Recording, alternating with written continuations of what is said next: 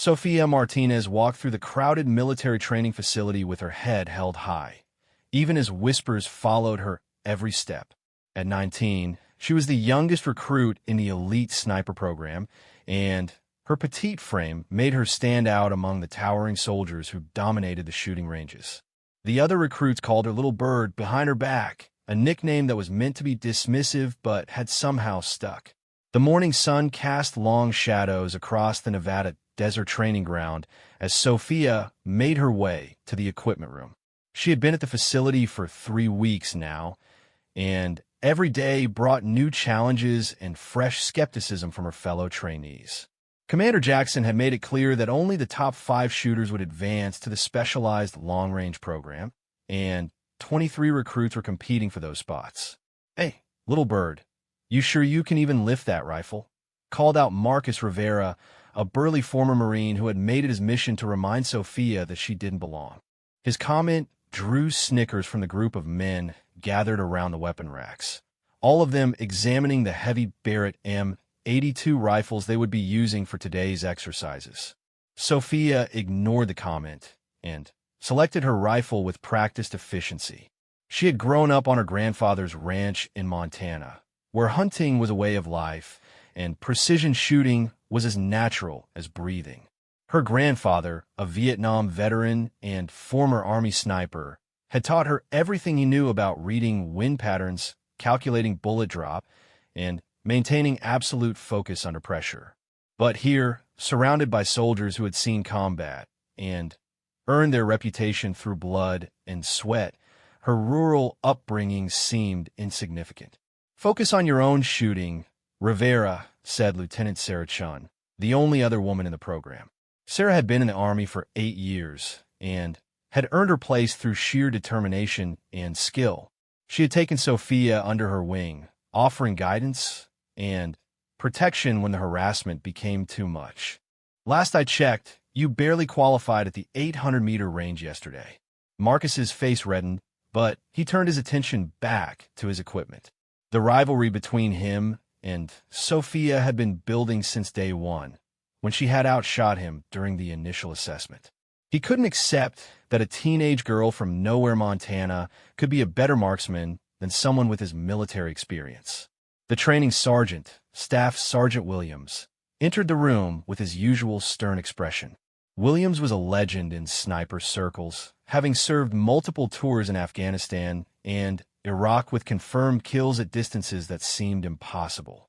His weathered face and calculating eyes missed nothing, and he had no patience for weakness or excuses. "Listen up, recruits," Williams barked. "Today we're moving to the 1,000-meter range. For those of you who think you're hot shots because you can hit a target at 500 meters, today will humble you real quick. The wind is picking up, the targets are smaller, and I'm going to be watching every single shot. Make a mistake, and you're out of the program." The group moved out to the range in single file, carrying their heavy rifles and equipment packs. The 1,000-meter range was carved into the side of a rocky hill, with targets positioned at various distances and elevations. The morning wind was indeed stronger than usual, gusting unpredictably across the desert floor and creating challenging conditions for long-range shooting. Sophia found her assigned position and began setting up her equipment with methodical precision. She laid out her shooting mat, adjusted her bipod, and began studying the wind patterns through her scope. The other recruits were doing the same, but Sophia could feel their eyes on her, waiting for her to fail. The pressure was immense, but she had learned long ago to channel that pressure into focus. 60 seconds to first shot, Williams announced. Target is the red diamond at 1,000 meters. You have 5 rounds to prove you belong here. Sophia chambered her first round and settled into her shooting position. Through her scope, the target looked impossibly small, dancing in the heat waves rising from the desert floor. She watched the grass and brush around the target, noting how the wind moved in waves across the terrain. Her grandfather's voice echoed in her memory. "The wind is your friend if you listen to it, but your enemy if you ignore it." The first shooter fired, sending his bullet wide of the target. The sound of the miss hitting dirt carried across the range, followed by Williams's harsh critique. One by one, the recruits took their shots, with mixed results. Some hit the target, others came close, and a few missed entirely. Marcus managed to hit the target twice out of his 5 shots, which put him in a decent position. When Sophia's turn came, the range fell silent. Even the wind seemed to pause as she took her final breath and squeezed the trigger. The rifle kicked against her shoulder, and through her scope, she watched the bullet strike dead center of the red diamond. Without changing her position, she worked the bolt and fired again. Another center hit. By her 5th shot, she had put all 5 rounds into a group that could be covered by a silver dollar. The silence that followed was deafening. Williams walked down to examine the target through his binoculars, then looked back at Sophia with something that might have been respect. Outstanding shooting, Martinez. That's how it's done. But not everyone was impressed. As they packed up their equipment, Marcus approached Sophia with a sneer. Lucky shots, little bird. Let's see you do that when it really matters, not just in some training exercise. It's not luck, Sophia replied quietly. It's practice and respect for the weapon. Maybe you should try it sometime. The confrontation might have escalated, but Lieutenant Shun stepped between them. That's enough from both of you. Save your energy for the next exercise. As the days passed, Sophia continued to excel at every challenge thrown at her. She consistently outshot most of the other recruits, displayed exceptional knowledge of ballistics and weather conditions, and showed the kind of calm composure under pressure that instructors valued in snipers. But instead of earning respect, her success only seemed to increase the resentment from some of her fellow trainees. The breaking point came during a night shooting exercise. The recruits were divided into pairs for a simulated combat scenario, where they had to identify and eliminate targets in complete darkness using night vision equipment. Sophia was paired with David Kim, a quiet soldier from California who had remained neutral in the ongoing tensions. Their mission was to clear a mock village of cardboard targets representing enemy combatants while avoiding civilian targets mixed in among them. It was a test of precision, judgment, and teamwork under stress. As they moved through the course, Sophia spotted a target that David had missed, a sniper positioned in a window 600 meters away. Contact, 2nd floor, 3rd window, from the left, she whispered into her radio. I don't see it, David replied. Are you sure? Positive. I'm taking the shot. Sophia settled into a prone position and lined up her shot. The target was partially concealed and required perfect placement to hit without striking the wall around it. She controlled her breathing, calculated the slight wind drift, and squeezed the trigger. The target dropped instantly. Impressive, David said.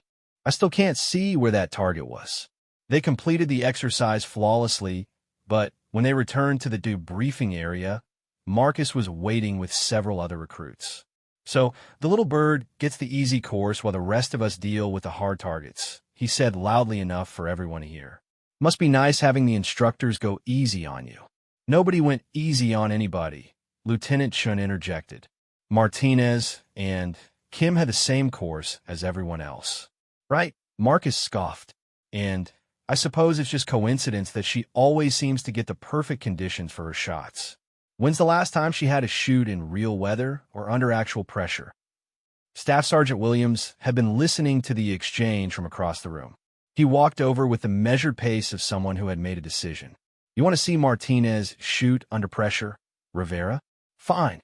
Tomorrow morning, we're going to the advanced range. 2,000 meters, full wind conditions, and I'm going to give her the most challenging shot in our training program. If she makes it, you drop this attitude. If she misses, she's out of the program. The challenge hung in the air like a loaded weapon. Sophia felt every eye in the room focused on her, waiting for her response. She could back down and continue dealing with the harassment, or she could accept the challenge and risk everything she had worked for. I accept, she said simply. The next morning arrived gray and windy, with gusts up to 30 miles per hour sweeping across the desert. The advanced range was a natural amphitheater carved into the mountains, with targets positioned at extreme distances across a valley floor. At 2,000 meters, the target would be barely visible even with a high-powered scope, and the wind conditions would make the shot nearly impossible. Word of the challenge had spread throughout the training facility, and a crowd of instructors and recruits gathered to watch.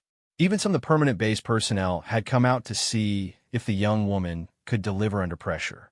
The atmosphere was tense, with some people clearly rooting for Sophia to succeed, while others seemed to want her to fail. Williams led Sophia to the firing position and pointed out the target, a small steel plate positioned on a rocky outcrop across the valley. "That target is exactly 2,000 meters away," he explained. "The wind is gusting from multiple directions, the angle is slightly uphill, and you have exactly one shot. Miss, and you're done here." Sophia nodded and began setting up her equipment. She had spent the previous evening studying weather reports and terrain maps, trying to understand the unique wind patterns in the valley. Her grandfather had taught her that every piece of land had its own personality when it came to wind, and understanding that personality was crucial for extreme long-range shooting. She settled into her shooting position and began the careful process of reading the conditions. Through her scope, she could see grass and bushes at various points between her position and the target, each one telling her something different about the wind. Near the target, a small dust devil was forming and dissipating, indicating swirling winds that would be impossible to predict. The crowd behind her had fallen silent, but Sophia blocked them out completely. In her mind, there was only the rifle, the target, and the complex dance of wind and bullet trajectory that she needed to master. She made minute adjustments to her scope, accounting for the distance, the elevation, and her best guess at the wind conditions. Minutes passed as she waited for the perfect moment. The wind seemed to be gusting in 20-second cycles, with brief periods of relative calm between the stronger gusts. She would have to time her shot perfectly to catch one of those calm periods, while accounting for the time it would take the bullet to travel the distance. Finally, she saw her opportunity. The wind indicators all pointed to a brief lull, and she could feel the moment arriving like a wave building in the ocean. She took her final breath, let half of it out, and gently squeezed the trigger. The rifle fired with its familiar kick, and the bullet began its 3-second journey across the valley. Everyone watched through binoculars and spotting scopes as the tiny projectile arced through the air, fighting against wind and gravity. For what seemed like an eternity, the outcome was uncertain. Then, the distinctive ping of metal striking metal echoed across the valley. The crowd erupted in amazement and applause. Through the spotting scope, Williams could see that the bullet had struck the target dead center, leaving a bright silver mark where the paint had been scraped away. It was a shot that even experienced snipers would be proud of, executed under the most challenging conditions possible. "Outstanding," Williams said, extending his hand to Sophia. "That was professional-level shooting under extreme conditions. You've earned your place in this program." As Sophia packed up her equipment, she noticed that the atmosphere around her had changed completely. The other recruits were looking at her with a mixture of respect and awe, understanding that they had witnessed something special. Even Marcus remained silent, his earlier challenges proven foolish by the precision of her shooting. Lieutenant Chun approached with a smile. "That was incredible shooting, Sophia. I've never seen anyone make a shot like that under these conditions." "Thank you," Sophia replied. "But this is just the beginning. I didn't come here to prove I could shoot under pressure. I came here to become the best sniper I can be."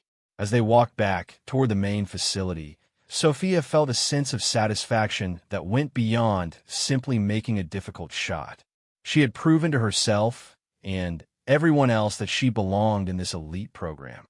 The whispers and doubts that had followed her for weeks had been silenced by the sound of her bullet striking its target. But deep inside, she knew that this was only the first test. The real challenges lay ahead, in places where the targets would shoot back, and the consequences of missing would be measured in lives rather than pride. The laughter and skepticism of her fellow recruits had been replaced by respect, but She understood that respect had to be earned again and again, one shot at a time. The Nevada desert wind continued to blow across the training facility as Sophia cleaned her rifle in the equipment room. Tomorrow would bring new challenges and new opportunities to prove herself. She was no longer just the little bird that others laughed at. She was becoming something far more dangerous and precise. She was becoming a sniper. 6 months had passed since Sophia's incredible 2,000-meter shot, and the training facility had become a different place for her. The mockery and whispers had been replaced by genuine respect from most of the recruits, though she still sensed underlying skepticism from a few of the veteran soldiers.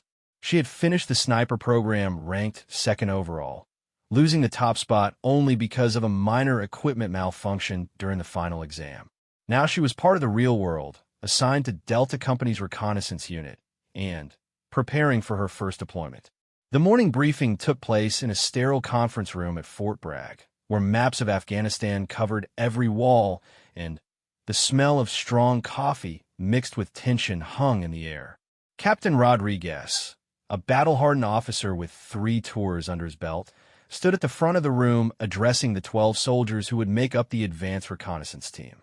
Intelligence indicates that a high-value target has been spotted in this valley, Rodriguez explained, pointing to a remote area in the Hindu Kush Mountains.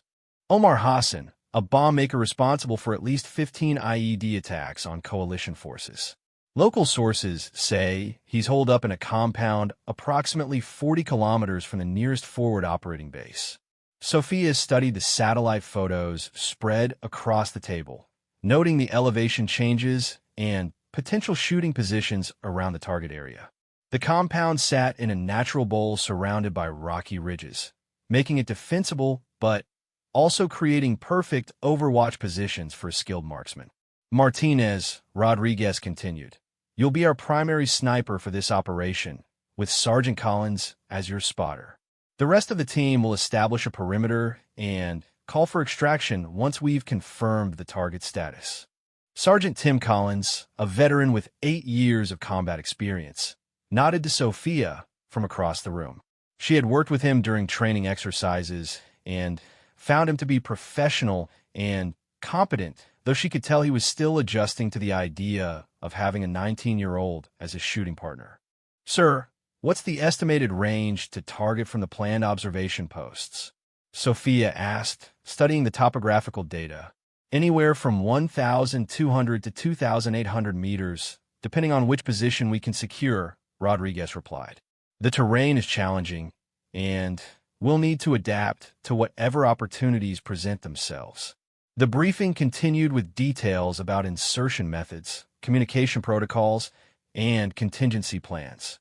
Sophia absorbed every detail, understanding that her first real mission would set the tone for her entire military career. Success would validate everything she had worked for, while failure could end her aspirations before they truly began. 3 days later, Sophia found herself crammed into the back of a Chinook helicopter flying low through Afghan mountain valleys in the pre-dawn darkness. The rhythmic thrum of the rotors and the cold mountain air flowing through the aircraft created a hypnotic backdrop as she mentally rehearsed every aspect of the mission.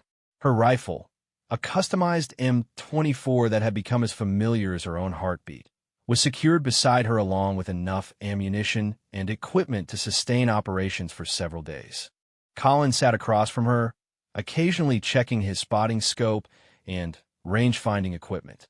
Despite his initial reservations about working with such a young sniper, he had come to respect Sophia's professionalism and skill during their pre-deployment training. Still, this was different from any training exercise they had completed together. "First time?" Collins asked over the noise of the helicopter. "Yes," Sophia replied honestly. "You 15th," Collins said with a slight smile. "But it never gets routine. Each mission has its own personality." The helicopter began its descent toward the landing zone, a flat area several kilometers from their target. Sophia felt her pulse quicken, not from fear but from anticipation. This was what she had trained for, the moment when all the practice and preparation would be tested against real-world conditions. The team inserted successfully under cover of darkness and began the long approach to their observation posts. The terrain was even more challenging than the satellite photos had indicated, with loose scree and hidden ravines that made silent movement extremely difficult. Sophia carried her rifle and pack with the practiced efficiency of someone who had learned to move like a ghost across any terrain. As dawn broke over the mountains, the team reached their planned positions on a ridge overlooking the target compound. Through her scope, Sophia could see the buildings clearly for the first time, a cluster of mud brick structures surrounding a central courtyard, with several defensive positions carved into the surrounding rocks. The distance to the compound was approximately 2,400 meters, well within her capabilities, but requiring perfect execution due to the elevation differences and mountain wind conditions. Target confirmed, Collins whispered into his radio after studying the compound through his spotting scope. We have eyes on the HVT in the central courtyard. Sophia adjusted her scope and saw Omar Hassan for the first time. He was a thin man in his 40s, dressed in traditional Afghan clothing and apparently directing the activities of several other men in the compound. Intelligence had been correct. He was definitely present and appeared to be planning something based on the unusual level of activity around what looked like a workshop building. Range is 2,437 meters, Collins reported after confirming his calculations with laser rangefinders and mathematical computations. Wind is variable, approximately 10 to 15 miles per hour from the northwest, with gusts up to 20. Temperature is dropping as the sun rises, which will affect bullet trajectory. Sophia nodded and began her own calculations. The shot would require her to account for significant bullet drop over the extreme distance, plus the complex wind patterns created by the mountain terrain. She had made similar shots during training, but never under real combat conditions where a miss could compromise the entire mission. We have a problem, Rodriguez's voice crackled over the radio. Local patrol approaching from the south. We need to take the shot now, or abort, and try again tomorrow. Sophia felt the familiar calm settle over her as the pressure mounted. Through her scope, she could see Hassan moving toward one of the buildings, where he would soon be hidden from view. The window of opportunity was closing rapidly, and she would have only one chance to complete the mission successfully. She settled into her shooting position and began reading the wind patterns with the intensity of someone whose life depended on perfect accuracy. The grass and vegetation around the compound told her that the wind was swirling in complex patterns created by the interaction between the prevailing northwest wind and the natural topography of the valley. Target is moving toward cover, Collins reported. Estimate 30 seconds before he's no longer visible. Sophia tracked Hassan through her scope as he walked across the courtyard, noting his pace and direction. She would need to time the shot perfectly to catch him before he reached the building entrance. The mathematical calculations ran through her mind automatically. Bullet drop, wind drift, target movement, and the 3-second flight time of the bullet over such an extreme distance. 20 seconds, Collins whispered. Hassan paused in the middle of the courtyard to speak with another man, providing the perfect opportunity for a stationary target. Sophia took her final breath and began her trigger pull, applying steady pressure exactly as she had done thousands of times in training. The rifle fired with its familiar recoil, and the bullet began its long journey across the valley. Through her scope, Sophia watched Hassan continue his conversation, unaware that death was racing toward him at over 2,500 feet per second. The 3 seconds seemed to stretch into eternity as she waited for the bullet to reach its destination. Then Hassan simply collapsed, the precision of the shot evident in how quickly he dropped. The other men in the compound looked around in confusion, unable to determine where the shot had come from due to the extreme distance and the way the mountains absorbed and redirected sound. Target down, Collins confirmed through his spotting scope. Clean hit, center mass. Outstanding shooting. But their celebration was short-lived. The sound of approaching helicopters echoed through the valley as enemy reinforcements arrived faster than intelligence had predicted. The local patrol had apparently called for backup when they heard the rifle shot, and now the American team was outnumbered and potentially surrounded. "All units, this is Overwatch," Rodriguez's voice commanded over the radio. "We have enemy aircraft inbound and need immediate extraction. Move to secondary pickup zone now." The team began their withdrawal under increasingly difficult conditions. Enemy soldiers were moving into the valley from multiple directions, and their helicopters were conducting search patterns that would eventually locate the American positions. Sophia broke down her rifle and packed her equipment with practice speed, knowing that survival now depended on movement rather than marksmanship. As they moved across the mountainous terrain toward the extraction point, Sophia reflected on her first successful combat mission. The shot itself had been technically perfect, demonstrating that her training and natural ability translated effectively to real-world conditions. Hassan was dead, which meant his bomb-making activities had been permanently ended and coalition forces would be safer. But the mission had also shown her the complex reality of modern warfare, where success in one area could quickly lead to danger in another. The precision shot that had eliminated the target had also alerted enemy forces to their presence, creating new challenges that required different skills entirely. The extraction helicopter arrived just as enemy forces were closing in on their position. As Sophia climbed aboard the aircraft and felt it lift off from the Afghan mountains, she understood that she had crossed an important threshold. She was no longer just a promising trainee or an unproven rookie. She was now a combat-tested sniper with a confirmed kill at extreme range under difficult conditions. Collins secured his equipment and looked at Sophia with undisguised respect. "That was exceptional shooting under pressure," he said. "Not many snipers could have made that shot under those conditions." "Thank you," Sophia replied. "But I understand this is just the beginning.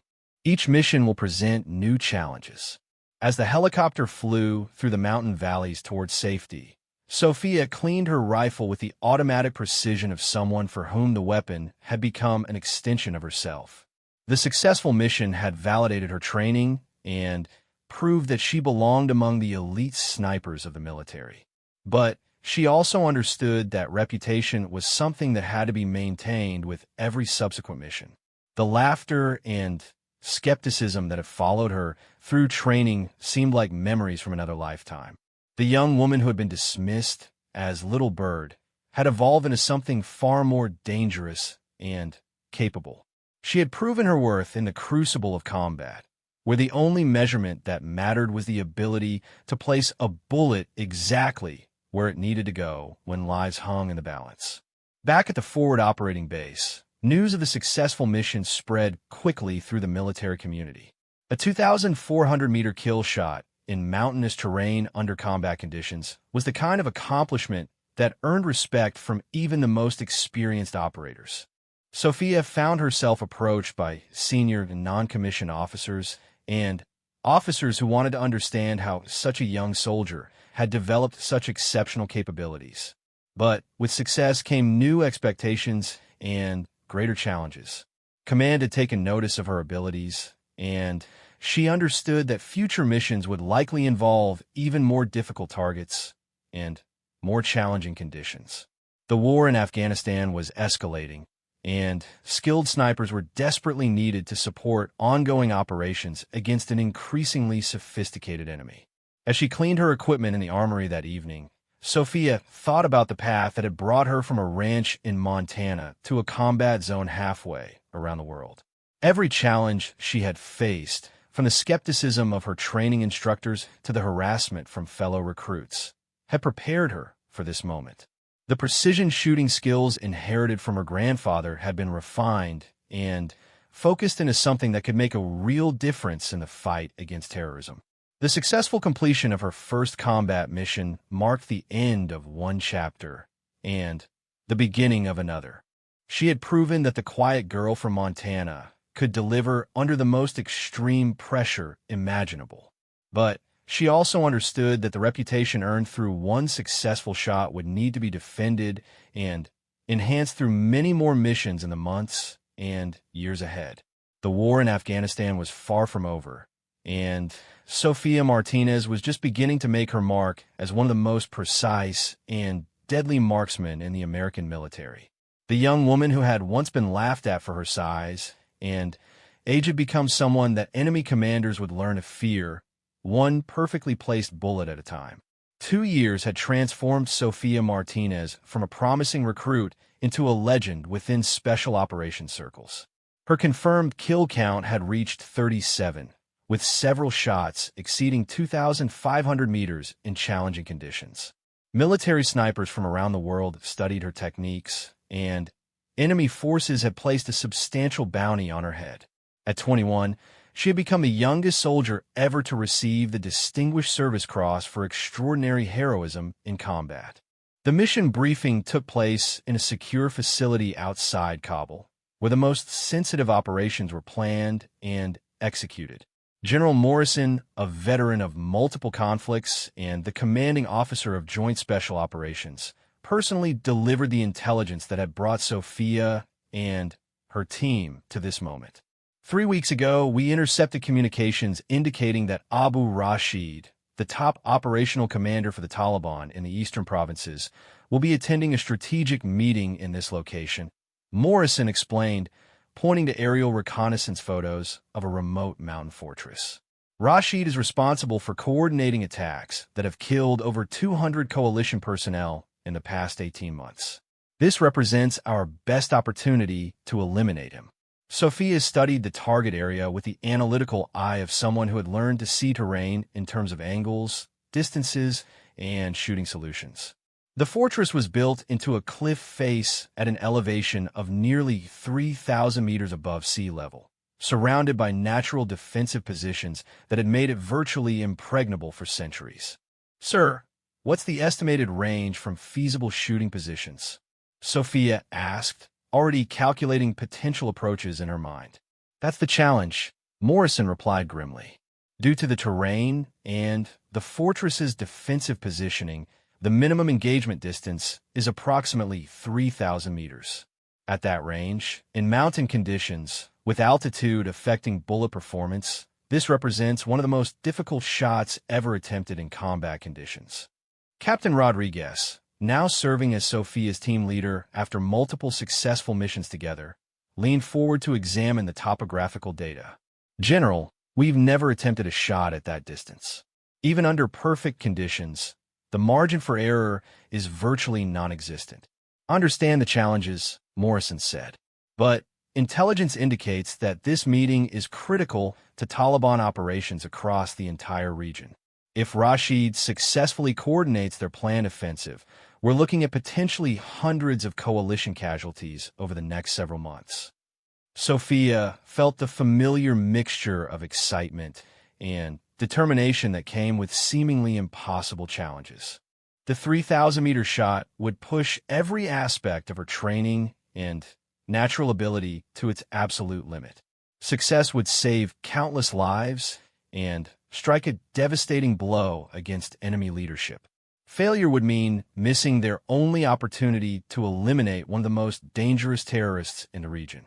"I can make the shot," Sophia said simply, "but I'll need perfect conditions and absolute precision in all supporting elements." Collins, who had become her permanent spotter after their successful partnership, nodded in agreement. "The ballistic calculations will be incredibly complex, but we've trained for extreme range engagements. The biggest variables will be the mountain winds and the reduced air density at altitude." Over the next 5 days, Sophia and her team conducted intensive preparation for what military historians would later call one of the most ambitious sniper operations ever attempted. She spent hours studying weather patterns specific to the target area, practicing with ammunition that had been specially selected for consistency, and rehearsing the shot sequence until every movement became automatic. The technical challenges were staggering. At 3,000 meters, the bullet would take nearly 4 seconds to reach its target, during which time atmospheric conditions could change multiple times. The reduced air density at high altitude would affect bullet trajectory in ways that required complex mathematical adjustments. Most critically, any movement by the target during the bullet's flight time would result in a complete miss. The shot window will be extremely narrow, Collins explained during their final planning session. Based on intelligence reports, Rashid typically spends only 10 to 15 minutes on the fortress's observation platform during these meetings. We'll have at most 2 or 3 opportunities to engage before he returns to covered positions. Lieutenant Sarah Chun, now serving as the mission's tactical coordinator, had developed the insertion and extraction plans that would get the team into position without alerting enemy forces. We'll insert 12 hours before the scheduled meeting and approach the shooting position during darkness. The entire team will need to remain undetected in hostile territory for at least 18 hours. The night insertion went flawlessly, with the team moving through treacherous mountain terrain under starlight to reach their planned observation post. Sophia carried her rifle, a specially modified M24 that had been precisely calibrated for extreme range shooting, along with enough ammunition and equipment to sustain operations for several days if necessary. As dawn broke over the Hindu Kush Mountains, Sophia found herself positioned on a rocky outcrop that provided a clear line of sight to the target fortress. The distance measurement confirmed their calculations, exactly 3,012 meters from her shooting position to the observation platform, where Rashid was expected to appear. The morning air was crystal clear, with visibility extending for dozens of kilometers across the mountain landscape. But Sophia knew that the apparent perfection of conditions was deceiving. At such extreme range, factors that would be insignificant at normal shooting distances became critical variables that could determine success or failure. Wind reading shows 8 to 12 miles per hour from the southwest, Collins reported after taking measurements with electronic instruments. Air density is approximately 85% of sea level values. Temperature is 42 degrees and rising slowly. Sophia began her own preparations, studying the target area through her scope and noting every detail that might affect the shot. She could see guards moving around the fortress walls and observe the routine patterns of activity that intelligence had predicted. Everything appeared to be proceeding according to plan. Movement on the observation platform, Rodriguez reported through his binoculars. Multiple individuals, but no positive identification yet. Through her scope, Sophia could see several men emerging onto the platform that jutted out from the cliff face. At 3,000 meters, even with maximum magnification, individual identification was extremely difficult. She would need to rely on Collins and the other team members to confirm target identification before engaging. Target confirmed, Collins said after studying the platform through his high-powered spotting scope. Abu Rashid is the individual in the dark blue traditional dress, currently standing near the eastern edge of the platform. Sophia found her target and began the final phase of her preparation. Rashid appeared to be conducting a meeting with several other men, occasionally gesturing toward the valley below where coalition forces operated. Intelligence had been correct. This was clearly a strategic planning session for future terrorist operations. The mathematical calculations ran through Sophia's mind with the precision of a computer program. Bullet drop at 3,000 meters would be approximately 36 feet, requiring her to aim far above her target. Wind drift would push the bullet approximately 14 inches to the left, assuming consistent conditions throughout the bullet's flight. The reduced air density would slightly increase bullet velocity, but also change its trajectory in subtle ways. Range confirmed at 3,012 meters, Collins reported. Wind conditions are stable. Target is stationary and positioned for optimal engagement. Sophia settled into her shooting position with the deliberate movements of someone for whom the rifle had become a natural extension of her body. Every aspect of her stance, breathing, and mental preparation had been perfected through thousands of practice sessions and dozens of successful combat engagements. Through her scope, she watched Rashid continue his meeting, unaware that death was focusing on him from a position so distant that the sound of a rifle shot would take 9 seconds to reach the fortress. The crosshairs of her scope were positioned far above his head, accounting for the massive bullet drop over such extreme distance. "Target is moving toward covered position," Rodriguez warned through the radio. "Estimate 60 seconds before he's no longer visible." Sophia began her final breathing sequence, letting her heart rate settle into the slow, steady rhythm that preceded every successful shot. The morning wind seemed to pause, creating a brief moment of perfect stillness across the mountain landscape. She had learned to recognize these moments, when all the variables align to create the optimal window for extreme precision. 30 seconds, Collins whispered.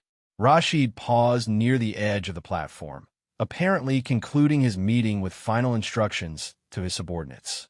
The target was stationary and perfectly positioned, but Sophia knew that this optimal condition could change in an instant. She began her trigger pull with the gradual pressure that had become automatic after years of training and combat experience. The mathematical calculations, wind readings, and ballistic adjustments all crystallized into a single moment of perfect focus. There was only the rifle, the target, and the bullet that would connect them across 3,000 meters of mountain air. The rifle fired with its familiar recoil, but at such extreme range, the sound seemed strangely muted against the vast mountain landscape. Through her scope, Sophia watched the bullet begin its 4-second journey toward the target, traveling at over 2,400 feet per second, but still requiring an eternity to reach its destination. Rashid continued his conversation with the other men, completely unaware of what was approaching. The bullet arced through the thin mountain air, fighting against gravity and wind as it followed the precise trajectory that Sophia had calculated. Every mathematical variable had to be perfect for the shot to succeed at such impossible range. After what seemed like hours, but was actually 4 seconds, Abu Rashid suddenly collapsed on the observation platform. The other men looked around in confusion, unable to understand what had happened. The extreme distance meant that they couldn't hear the rifle shot, and the bullet's trajectory made it impossible to determine where it had come from. "Target down," Collins confirmed through his spotting scope. "Clean hit, center mass. Outstanding shooting." The fortress erupted into chaos as guards realized that their commander had been killed by an unseen sniper. Men ran in all directions, seeking cover and trying to locate the shooting position. But the 3,000-meter distance made their efforts futile. They were searching for an enemy who was completely beyond their ability to detect or engage. "Confirmed kill on Abu Rashid," Rodriguez reported to command.